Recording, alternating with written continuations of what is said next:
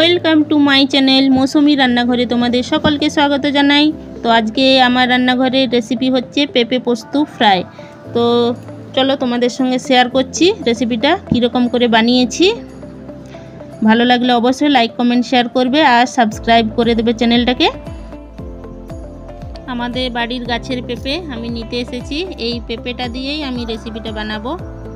তো যারা অনেকে আছে পছন্দ করে না, কিন্তু একবার বানিয়ে খেয়ে দেখবে, খুবই ভালো লাগবে, ছোট বড় সবাই পছন্দ করবে।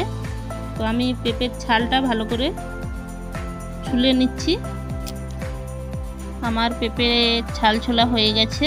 তো এবার আমি একে পিস পিস করে কেটে নেব সাইজ করে করে।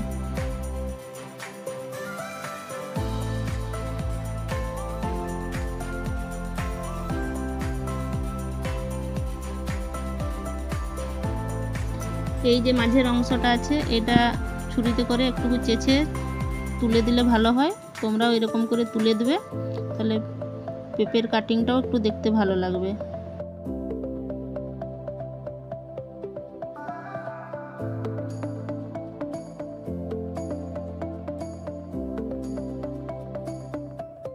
তো ফাইনালি বন্ধুরা আমার সব পিস পিস করে কাটা হয়ে গেছে। এবার আমি তৈরি করব এই পেঁপে ফ্রাই রেসিপিটা। খুবই সহজ একটা রেসিপি, বেশিক্ষণ টাইম লাগবে না। এর মধ্যে আমি পরিমাণ মতো লবণ দিয়ে দিলাম আর হলদি পাউডার দিয়ে দিলাম সেদ্ধ হবার জন্য। অল্পখানি জল দিয়েছি, বেশি জল দিইনি। তো এবার আমি একটু নাড়াচাড়া করে এটাকে ঢেকে দিলাম।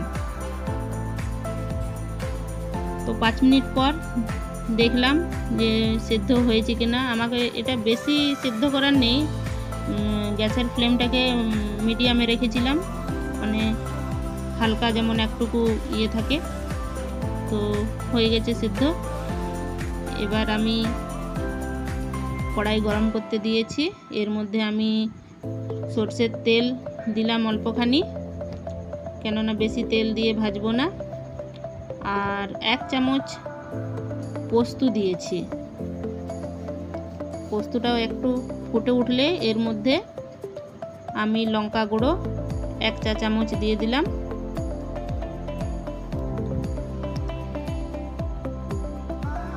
খুবই সহজ একটা রেসিপি, তবু তোমাদের মধ্যে শেয়ার করলাম। এবার আমি পেঁপেগুলোকে কড়াইয়ের মধ্যে দিয়ে ভালো করে পোস্ত আর লঙ্কা পাউডার দিয়ে ভালো করে মিশিয়ে ভেজে নিলাম।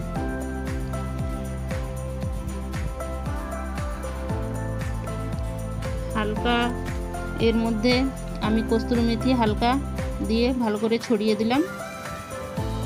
এবার ভালো করে মিশিয়ে নাড়াচাড়া করে আমি ভেজে নিলাম। তৈরি হয়ে গেল আজকের রেসিপি পেঁপে পোস্ত ফ্রাই। আপনাদেরকে আমার এই ভিডিও যদি ভালো লেগে থাকে তাহলে ভিডিওটি লাইক কমেন্ট শেয়ার আর চ্যানেলটিকে সাবস্ক্রাইব অবশ্যই করে দেবেন। সাবস্ক্রাইব বাটনের পাশে বেল আইকন অবশ্যই টিপে দেবেন, তাহলে আমার চ্যানেলের সব নোটিফিকেশান আপনাদের কাছে পৌঁছে যাবে। সবাই ভালো থাকুন, সুস্থ থাকুন।